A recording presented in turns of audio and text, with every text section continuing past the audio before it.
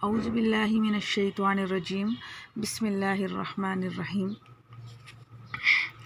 ہدایت کی اس تشریح سے آپ کے لیے فہم القرآن میں بہت سے فوائد حاصل ہو گئے۔ اول یہ کہ قرآن میں کہیں تو ہدایت کو ہر مومن و کافر کے لیے بلکہ کل مخلوقات کے لیے عام فرمایا گیا ہے، اور کہیں اس کو محض متقین کے ساتھ مخصوص لکھا گیا ہے، جس میں ناواقف کو تعارض کا شبہ ہو سکتا ہے۔ ہدایت کے عام و خاص درجات معلوم ہونے کے بعد یہ شبہ خود بخود رفع ہو جاتا ہے کہ ایک درجہ سب کو عام اور شامل ہے اور دوسرا درجہ مخصوص ہے۔ دوسرا فائدہ یہ ہے کہ قرآن میں ایک طرف تو جگہ جگہ یہ ارشاد ہے کہ اللہ تعالیٰ ظالمین یا فاسقین کو ہدایت نہیں فرماتے، اور دوسری طرف مقرر سکرر یہ ارشاد ہے کہ اللہ تعالیٰ سب کو ہدایت فرماتے ہیں۔ اس کا جواب بھی درجات کی تفصیل سے واضح ہو گیا کہ ہدایت عامہ سب کو کی جاتی ہے، اور ہدایت کا تیسرا مخصوص درجہ ظالمین و فاسقین کو نصیب نہیں ہوتا۔ تیسرا فائدہ یہ ہے کہ ہدایت کے 3 درجات میں سے پہلا اور تیسرا درجہ بلا واسطہ حق تعالیٰ کا فعل ہے، اس میں کسی نبی یا رسول کا دخل نہیں۔ انبیاء علیہم السلام اور رسولوں کا کام صرف دوسری درجہ ہدایت سے متعلق ہے۔ قرآن کریم میں جہاں کہیں انبیاء علیہ السلام کو ہادی قرار دیا ہے وہ اسی دوسرے درجے کے اعتبار سے ہے، اور جہاں یہ ارشاد ہے اِنَّکَ لَا تَهْدِی مَنْ أَحْبَبْتَ، یعنی آپ صلی اللہ علیہ وآلہ وسلم ہدایت نہیں کر سکتے جس کو چاہیں، تو اس میں ہدایت کا تیسرا درجہ مراد ہے، یعنی توفیق دینا آپ صلی اللہ علیہ وسلم کا کام نہیں۔ الغرض اہدنا الصراط المستقیم ایک جامع اور اہم ترین دعا ہے جو انسان کو سکھلائی گئی ہے۔ انسان کا کوئی فرد اس سے بے نیاز نہیں۔ دین اور دنیا دونوں میں صراط مستقیم کے بغیر فلاح و کامیابی نہیں۔ دنیا کی الجھنوں میں بھی صراط مستقیم کی دعائے نسخہ اکثیر ہے، مگر لوگ توجہ نہیں کرتے۔ ترجمہ اس آیت کا یہ ہے کہ بتلا دیجئے ہم کو راستہ سیدھا۔ صراط مستقیم کون سا راستہ ہے؟ سیدھا راستہ وہ ہے جس میں موڑ نہ ہو، اور مراد اس سے دین کا راستہ ہے جس میں افراط تفریط نہ ہو۔ افراط کے معنی حد سے آگے بڑھنا، اور تفریط کے معنی کوتاہی کرنا۔ پھر اس کے بعد کی 2 آیتوں میں اس صراط مستقیم کا پتہ دیا گیا ہے جس کی دعا اس آیت میں تلقین کی گئی ہے۔ ارشاد ہوتا ہے صراط الذین انعمت علیہم، یعنی راستہ ان لوگوں کا جن پر آپ نے انعام فرمایا، اور وہ لوگ جن پر اللہ تعالیٰ کا انعام ہوا۔ ان کی تفصیل ایک دوسری آیت میں اس طرح آئی ہے الذین انعم اللہ علیہم من النبیین والصدیقین والشہداء والصالحین، یعنی وہ لوگ جن پر اللہ تعالیٰ کا انعام ہوا، یعنی انبیاء اور صدیقین اور شہداء اور صالحین، مقبولان بارگاہ الہی کہ یہ 4 درجات ہیں جن میں سب سے اعلیٰ انبیاء علیہ السلام ہیں، اور صدیقین وہ لوگ ہیں جو انبیاء کی امت میں سب سے زیادہ رتبے کے ہوتے ہیں، جن میں کمالات باطنی بھی ہوتے ہیں۔ عرف میں ان کو اولیاء کہا جاتا ہے۔ شہداء وہ ہیں جنہوں نے دین کی محبت میں اپنی جان تک دے دی، اور صلحاء وہ ہیں جو شریعت کے پورے متبع ہوتے ہیں، واجبات میں بھی مستحبات میں بھی، جن کو عرف میں نیک اور دیندار کہا جاتا ہے۔ اس آیت میں پہلے مثبت اور ایجابی طریق سے صراط مستقیم کو متعین کیا گیا ہے کہ ان 4 طبقوں کے حضرات جن راستے پر چلیں وہ صراط مستقیم ہے۔ اس کے بعد آخر کی آیت میں سلبی اور منفی صورت سے اس کی تعین کی گئی ہے۔ وہ ارشاد ہے غیر المغضوب علیہم ولا الضالین، یعنی نہ راستہ ان لوگوں کا جن پر آپ کا غضب کیا گیا، اور نہ ان لوگوں کا جو راستہ سے گم ہوئے۔ مغضوب علیہم سے وہ لوگ مراد ہیں جو دین کے احکام کو جاننے پہچاننے کے باوجود شرارت یا نفسانی اغراض کی وجہ سے ان کی خلاف ورزی کرتے ہیں، یا دوسرے لفظوں میں احکام الہیہ کی تعمیل میں کوتاہی یعنی تفریط کرتے ہیں، جیسے عام طور پر یہود کا حال تھا کہ دنیا کے ذلیل مفاد کے خاطر دین کو قربان کرتے اور انبیاء علیہ السلام کی توہین کرتے تھے۔ اور ضالین سے مراد وہ لوگ ہیں جو ناواقفیت اور جہالت کے سبب دین کے معاملے میں غلط راستے پر پڑ گئے اور دین کی مقررہ حدود سے نکل کر افراد اور غلو میں مبتلا ہو گئے، جیسے عام طور پر نصارہ تھے کہ نبی کی تعظیم میں اتنے بڑھے کہ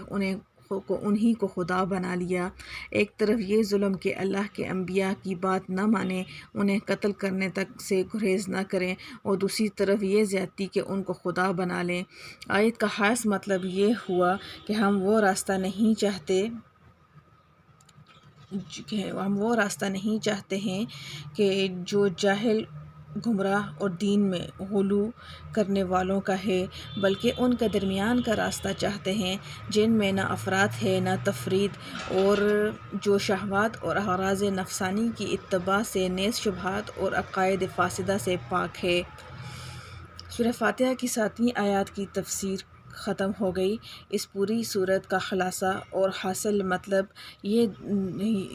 ہے کہ دعا ہے کہ یا اللہ ہمیں صراط مستقیم کی ہدایت عطا فرما، اور چونکہ دنیا میں صراط مستقیم کا پہچاننا ہی سب سے بڑا علم اور بڑی کامیابی ہے، اور اسی کی پہچان میں غلطی ہونے سے اقوام عالم تباہ ہوتی ہے، ورنہ خدا طلبی اور ان کے لیے مجاہدات تو بہت سی کفار میں بھی کوئی کمی نہیں۔ اسی لیے قرآن نے صراط مستقیم کو پوری وضاحت کے ساتھ ایجابی و سلبی دونوں پہلوؤں سے واضح فرما دیا۔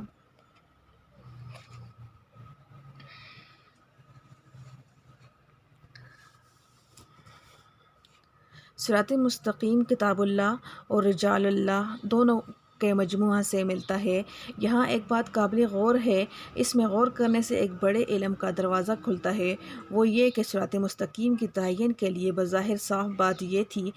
کہ صراط الرسول یا صراط القرآن فرما دیا جاتا، جو مختصر بھی تھا اور واضح بھی، کیونکہ پورا قرآن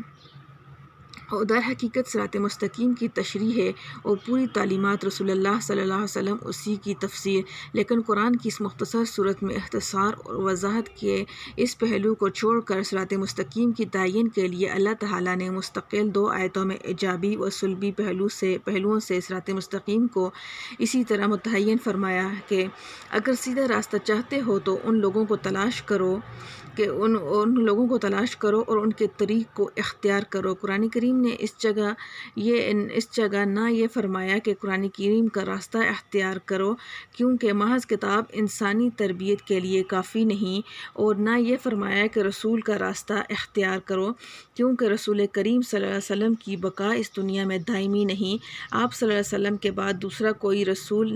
نبی نہیں۔ اس لیے صراط مستقیم جن لوگوں کے ذریعے حاصل ہو سکتا ہے، ان میں نبیین کے علاوہ ایسے حضرات شامل کر دیے گئے جو تا قیامت ہمیشہ موجود رہیں، مثلاً صدیقین، شہداء اور صالحین۔ خلاصہ یہ ہے کہ سیدھا راستہ معلوم کرنے کے لیے حق تعالیٰ نے کچھ رجال اور انسانوں کا پتہ دیا، کسی کتاب کا حوالہ نہیں۔ ایک حدیث میں ہے کہ جب رسول کریم صلی اللہ علیہ وسلم نے صحابہ کرام رضی اللہ تعالیٰ عنہ کو خبر دی کہ پچھلی امتوں کی طرح میری امت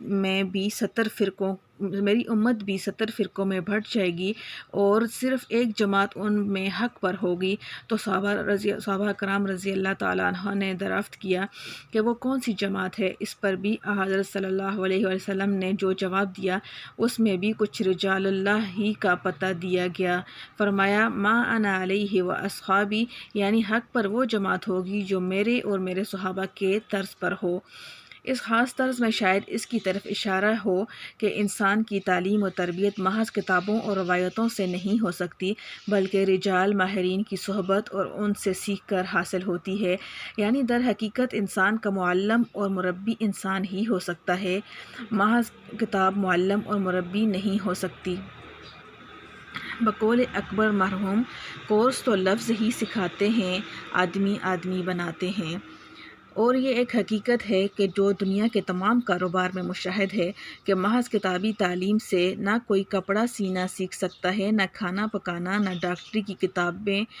پڑھ کر کوئی ڈاکٹر بن سکتا ہے، نہ انجینئر کی کتابوں کے محض مطالعے سے کوئی انجینئر بنتا ہے۔ اس لیے کوئی انجینئر بنتا ہے، اسی طرح قرآن و حدیث کا محض مطالعہ انسان کی تعلیم و اخلاقی تربیت کے لیے ہرگز کافی نہیں ہو سکتا جب تک اس کو کسی محقق ماہر سے باقاعدہ حاصل نہ کیا جائے۔ قرآن و حدیث کے معاملے میں بہت سے لکھے پڑھے آدمی اس مغالطے میں مبتلا ہیں کہ محض ترجمہ یا تفسیر دیکھ کر وہ قرآن کے ماہر ہو سکتے ہیں۔ یہ بالکل فطرت کے خلاف تصور ہے۔ اگر محض کتاب کافی ہوتی تو رسولوں کے بھیجنے کی ضرورت نہ تھی۔ کتاب کے ساتھ رسول کو معلم بنا کر بھیجنا، صراط مستقیم کو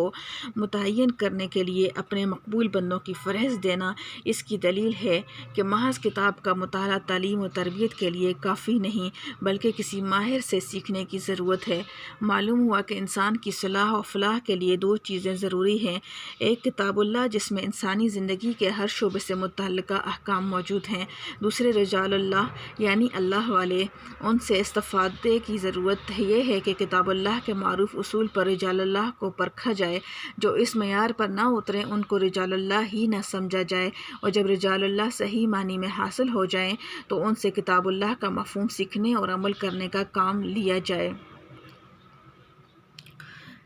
فرقہ وارانہ اختلافات کا بڑا سبب یہی ہے کہ کچھ لوگوں نے صرف کتاب اللہ کو لے لیا، رجال اللہ سے قطع نظر کر لی، ان کو تفسیر و تعلیم کی کوئی حیثیت نہ دی، اور کچھ لوگوں نے صرف رجال اللہ کو معیار حق سمجھ لیا اور کتاب اللہ سے آنکھ بند کر لی، اور ان دونوں طریقوں کا نتیجہ گمراہی ہی ہے۔